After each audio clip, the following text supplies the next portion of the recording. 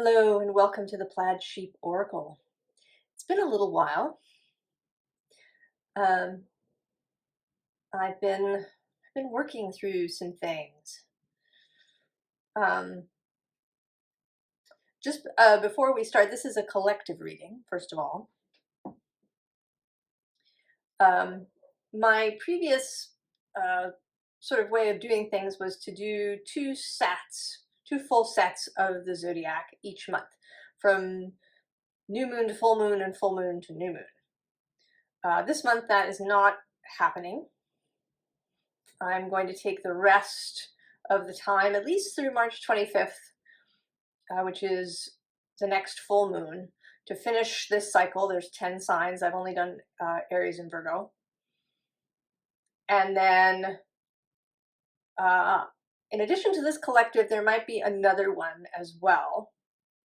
And I think that from there, I'm going to start playing it by ear. I mean, it was kind of nice for a while to have that moon to moon container, but I think that going forward, I'm going to be more flexible about it for myself. Anyway, so this is a collective reading, and I would say that this is this collective. I have had a request to do a reading for the broader collective, kind of, you know, either all of humanity as a whole, or maybe the non-human world. So the earth and all of her people. This is not that. I will do that, but that isn't what wanted to come out today. I got this new deck called the Wordless Oracle, which, as you would expect, has no titles or keywords on the card, just an image. So I'm going to hold this up for you for a little bit so you can see. Take it in. So there are lots, the deck has lots of different images, but there is this running theme of this kind of cathedral space blending with the earth and sky. And what this has meant to me is this idea that we are always in the cathedral. That we are, you know, a cathedral or a church is a space where you would go to commune or converse with God. Whether through somebody else, right, like a priest or a minister, or in some cases, in temples or in other sorts of structures, to do it personally. And so there is this sense that the cathedral is everywhere at all times, that we're never not in a space where we can commune with Source, that we're never out of touch, that there is no place that kind of isn't sacred, as well as mundane, or profane, actually, which just means earthly, really,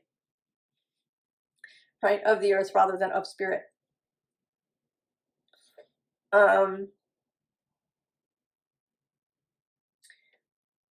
So there's something about that, and then there's, right, this star image that's here.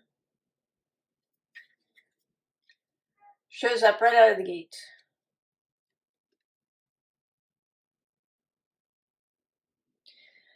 And you know, the thing about the star is that often it seems, right, it's something that's far off, right? We're following the star. It's over there somewhere.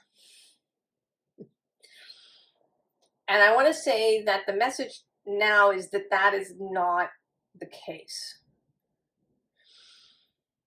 That the star is here now. That seems to be the big theme of this message, is that it is here now, right? The cathedral is here now. The star is here now. What's under this is waiting for the phone to ring. Yeah. And the devil.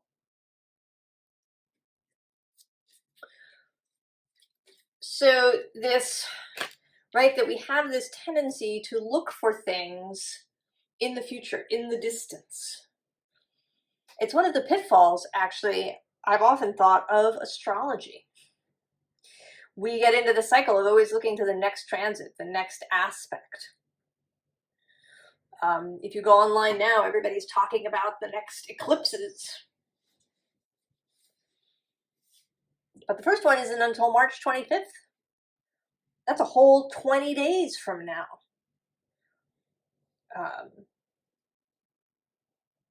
So this message wants to come through differently, because then we have the star again. But this time, instead of this sense that it's, you know, up in the sky somewhere, that it's this, you know, etheric being, that it's this etheric concept, that it's far away, that you have to, you know, travel over stormy seas to get there. It is here, now, in your hot little hand.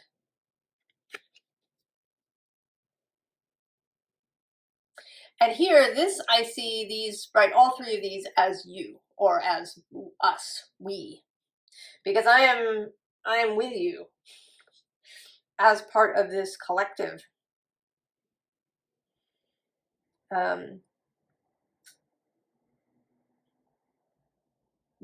This tendency to keep looking to the future, looking ahead, looking into the next thing that's going to happen.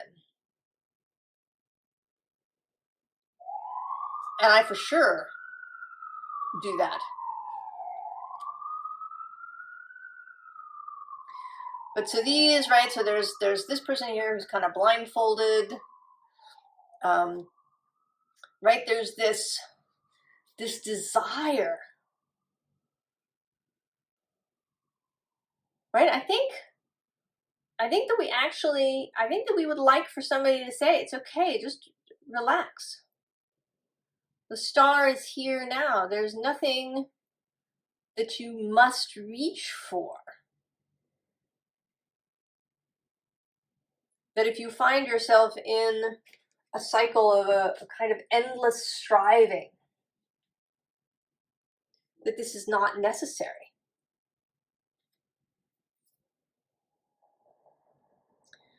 Right, with this Ten of Pentacles, that we're being invited to get out of whatever our normal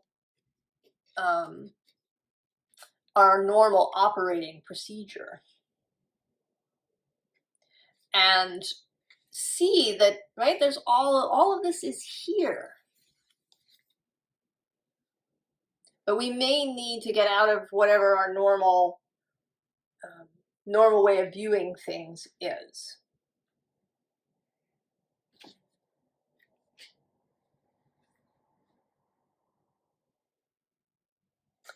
And here too, with this truce, not so much about truce. Here, this is coming up as the wider self, is this person. And we, our human selves, are the bear.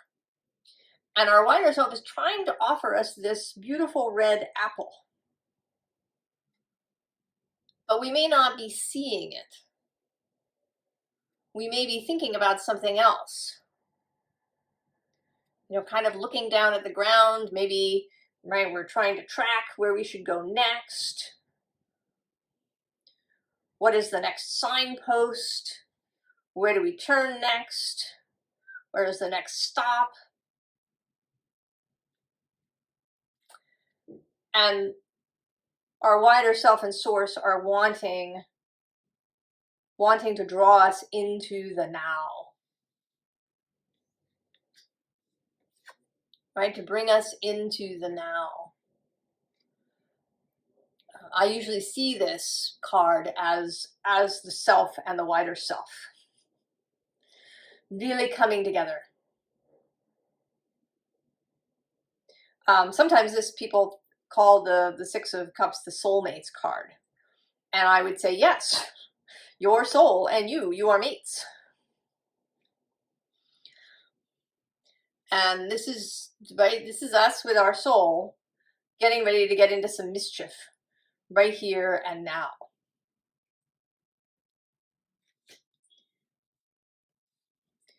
And to kind of allow the future to take care of itself.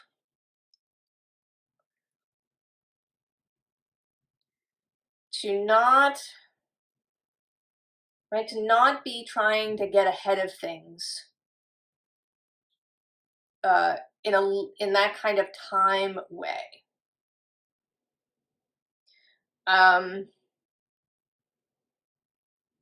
There's a concept, if you watch any Abraham Hicks videos, they sometimes talk about getting out ahead of it, but in a different way. They talk about it as in kind of cutting off any perseveration or, you know, the building of difficult momentum by looking at whatever is good about a situation. And one can do that totally in the now.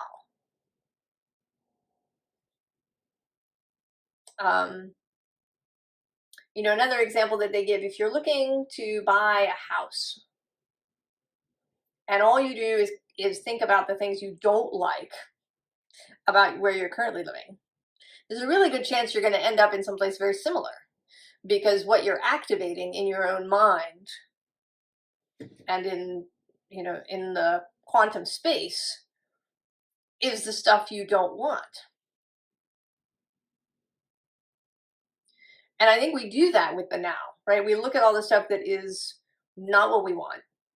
And so we look out into the future to say, oh, well, you know, that thing is going to be there, right? It's not here, so it must be there out in the future. But there are things here that are really, really good and that we really, really like and that we can appreciate and be grateful for if that works for you.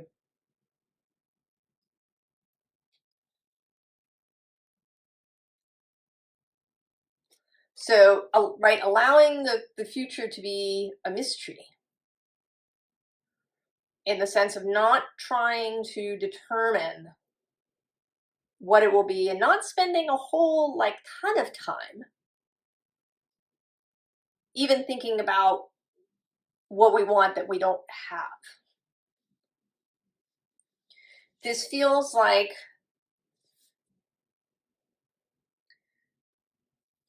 looking at what we have that we want, right? With this page of fire, that inspiration is, right, it's kind of here. She's not looking off somewhere in the future. She is looking at what she has in her hand.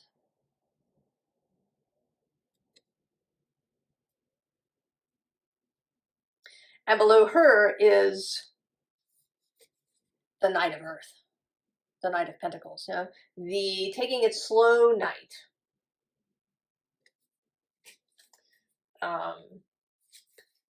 And below that is the Ace of Water, the Ace of Cups. And then the bottom of this deck is even more of that, right? It's the Seven of Earth. And in this case, it's not at all ambivalent. The Seven of Earth in the Waite-Smith deck is a little ambivalent. Is he pleased as he's looking down at his, at what has borne fruit? Is he pleased with that? Or is he, you know, a little restless? Like, where is more of it? Is there not enough? The Waite-Smith can be a little ambivalent, but this is not. She is absolutely pleased. Big smile on her face. The fox is smiling. The snake is smiling. Everybody's pleased in this image with what is growing. here in the now. And so, of course, we get the Hanged Man. And this Hanged Man is a little, right, it's a little tricksy because it seems like, you know, something has swooped down and grabbed you by the ankle and dragged you off. But the face on this figure is actually, you know, relatively peaceful. You know, and maybe if we think about these creatures, if we talk about sacred and profane, and we think about these creatures as profane, being earthly, then maybe you can allow yourself to be taken by what is here now. You can allow yourself to be carried away by what is here now, what you have here now. And this doesn't mean that you necessarily get overly caught up in your daily tasks, but that you allow yourself to really be where you are. I know it's trite, yeah? Be here now, right? That was the book Ram Dass is teaching. But it's kind of true, as irritating as that is, that to, you know, we came to be here now. The power is in the now. To experience what we have now. To really allow ourselves to be immersed, to feel where we are now. Right? That repeats here too with the Four of Earth. That really stable energy. You know, and these two, right, kind of together, right, with the Hangman as a kind of mental state, as a spiritual experiencing of where you are now, an emotional, perhaps, experiencing. The Hanged Man is associated with water, so emotion and consciousness. And then the Four of Earth as a very embodied energy. So both and. You know, I did this yesterday for a bit. It was a beautiful day yesterday, quite warm here for this time of year.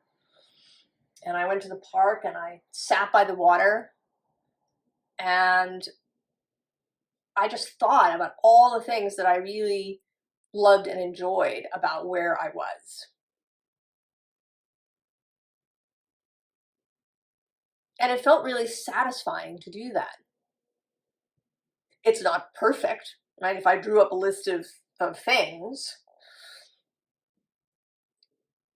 there would be other things that I want. But it felt really satisfying to do that, to not be thinking about the future in some way.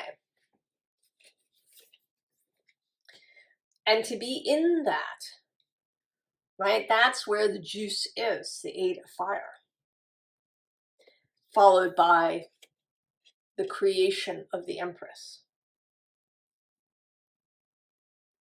And, you know, she often shows up quite pregnant here, but we want, right? Like we want the whole process.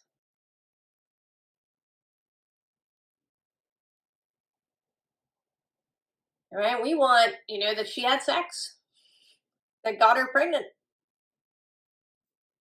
And then the whole process of the pregnancy. The whole creational experience. And to find all of the things to appreciate in this instance. And that isn't to say that you should like shut down any negative feelings that you might have. You want to feel everything. The Empress feels everything. She doesn't shy away from feeling sorrow or anger or joy. The trouble with kind of down regulating your feelings all the time is that it happens to everything. It doesn't just happen to feelings that we think of as difficult, like anger and grief. It will also happen to joy and exuberance, because any of these things are going to feel extra in your body. And so your body's, if your body is used to down regulating everything, or if you're used to coping mechanisms to soothe yourself when you have some difficult emotion, maybe you distract yourself or you intellectualize. That's a favorite of mine.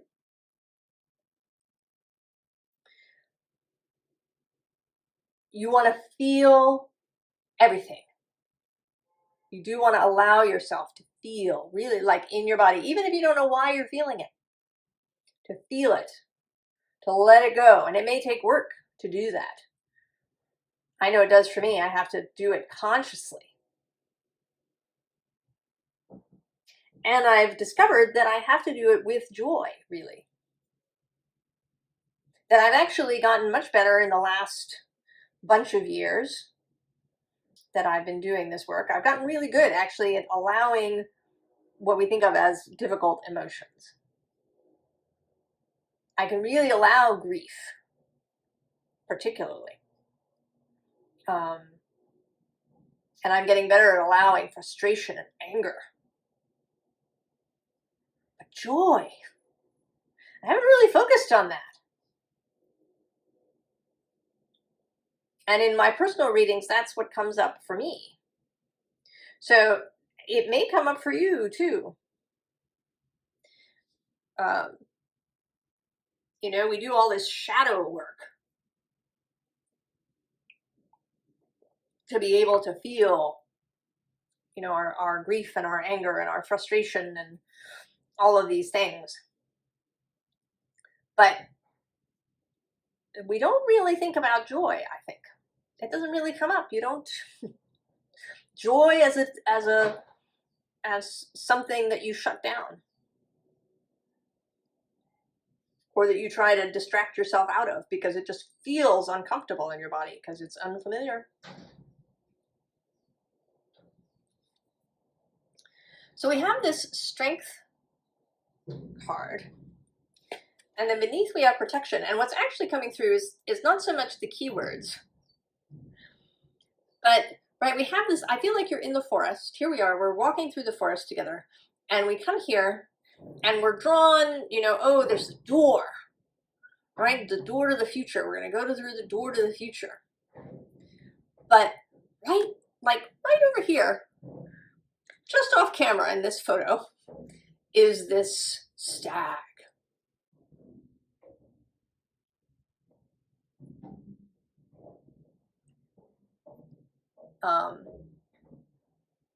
And I want to say that we are, right, that we're missing the stag. We're missing the now.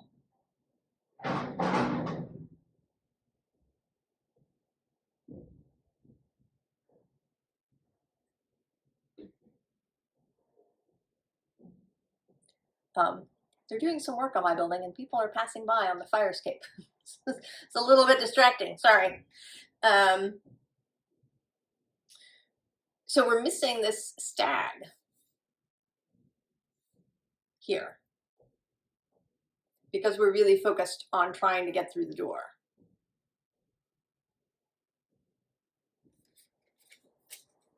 Now the bottom of this deck has this reflecting pool of stillness. And what I want to say is this stillness isn't like the stillness of, say, meditation, but the stillness of not rushing forward into the future. And I don't think that that this is about rehashing the past or digging through the past. This is really about the present and what we are experiencing here in the present. And then we have this wolf spirit, family. And this I want to say, it may be family, but it could be friends, just other people. And being really present with other people too. And I don't know if you do this, I've certainly done this. When someone's talking to you, are you really listening or are you waiting to talk? I totally sometimes am just waiting to talk and say what I want to say. But we miss stuff that way, and we're not present for other people. I mean, you know how wonderful it is when somebody really listens to you. When they really take the time to pay attention, to be really listening. Really wanting to know where you're at. Kasia Urbaniak calls that locating the other person. Right? Being in a kind of a submissive place, putting all your attention on listening.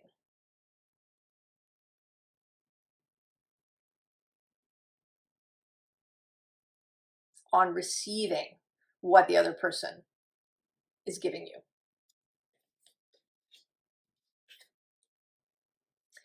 And then this spirit guardian of summer with expansion. To, this is kind of a callback to the Seven of Earth, to allow the full fruiting of what you have.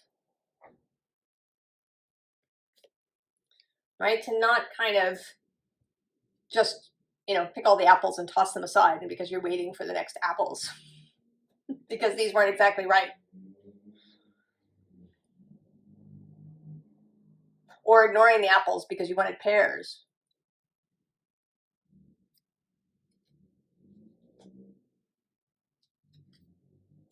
And this too is a little bit of a callback to the moon, the allowing of uncertainty.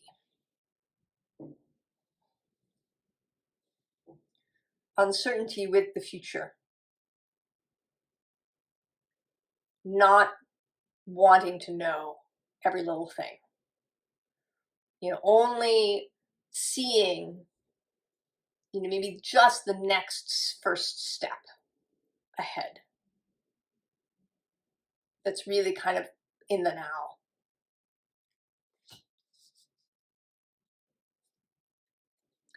So, Page of Emotions, Page of Cups. The heart-based way. The way that, allows for for creation to really take its time. Right, the devil repeats here. Right, where are you? Are you being marionetted?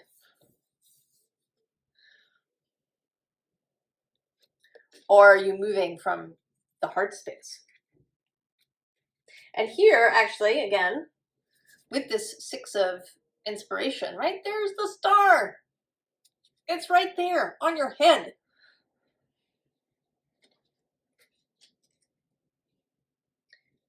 Page of Voices at the bottom here. New, seeing things here now, putting on the now glasses.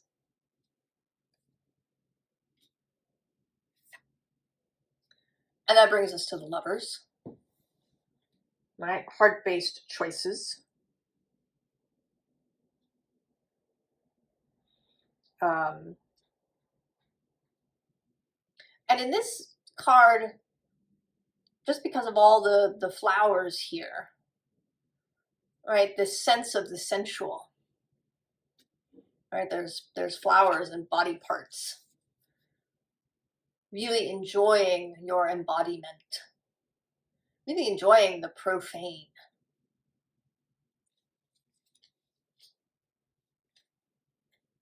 And then we have death, right? The transformation that can occur when we allow this.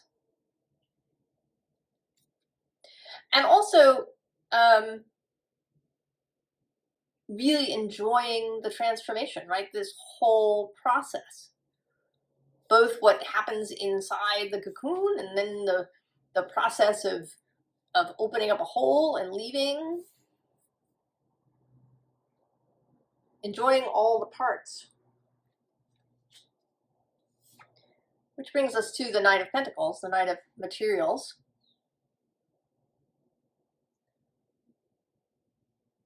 Take it at your own pace.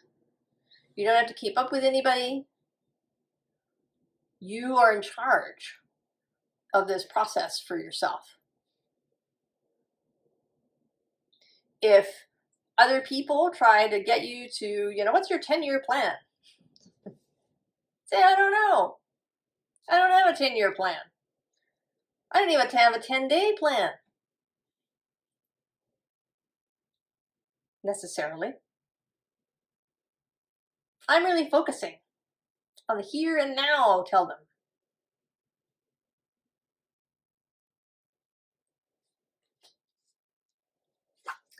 And that, right, the connection with your wider self showing up here again.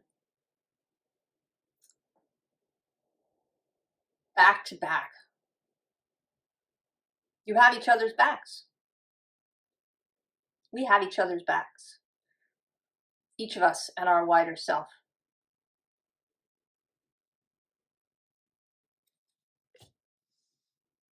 So, a little bit of advice, yes? Of course, the Knight of Pentacles. And at the bottom of the deck, the Page of Pentacles.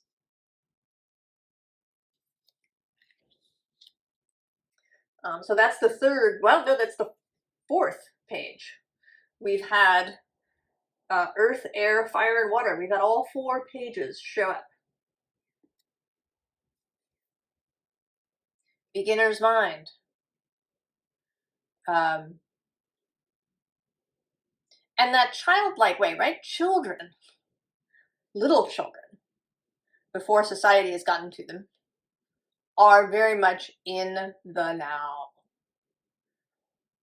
Right? Your 3 or 4-year-old is not thinking about tomorrow. They are really here now, and whatever they are deeply absorbed in their playtime or whatever it is that they're doing. They're like fully there. So that childlike ability to be fully there. And that's really the way to, it's also the way to receive information. If you're here now, I think that oftentimes, we're waiting for our intuition to tell us something, but we're so busy thinking about the future that somehow the message can't get through because the message is about the now. And we have to be kind of in the now vibration. And below this guy is the Emperor. Right? The ability to manage your life, to be the sovereign of your own life.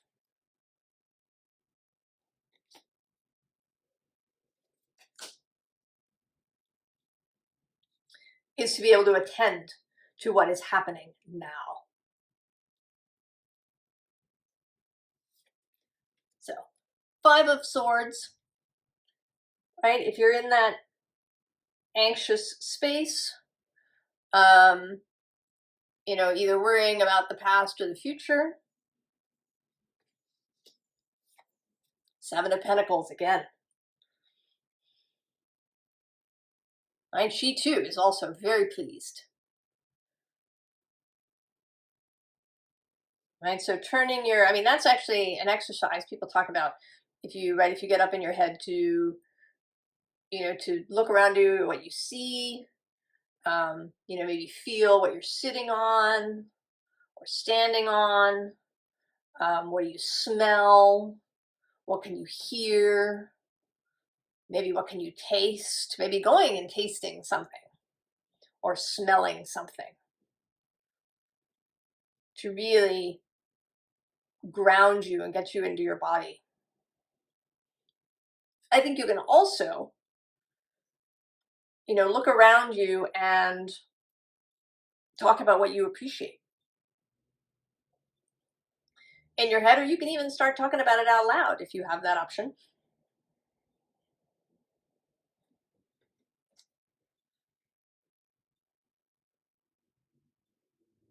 Right? Focus on that which is working and which you love. And you may even start seeing more things, right? When you become practiced at looking at what you like and what you love, I think those things increase.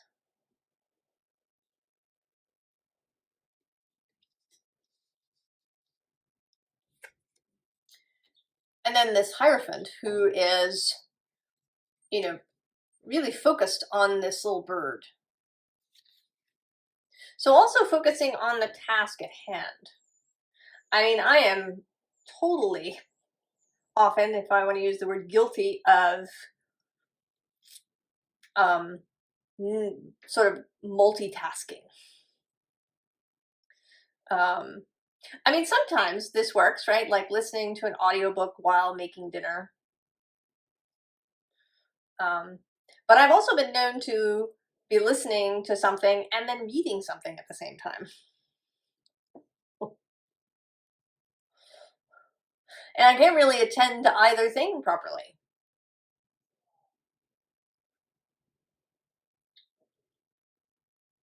So focus, perhaps on one thing at a time.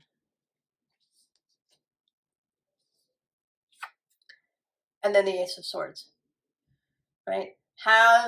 Know it when it arrives, because it's going to arrive in the now.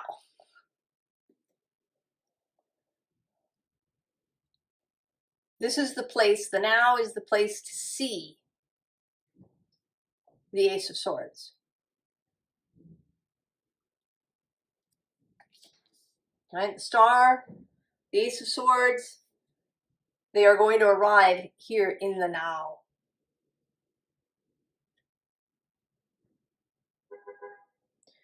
So I'm going to give you one more look at this Wordless card.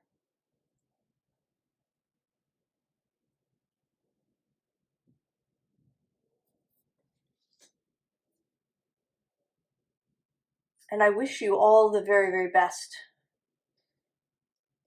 And I will see you in the next reading. So long.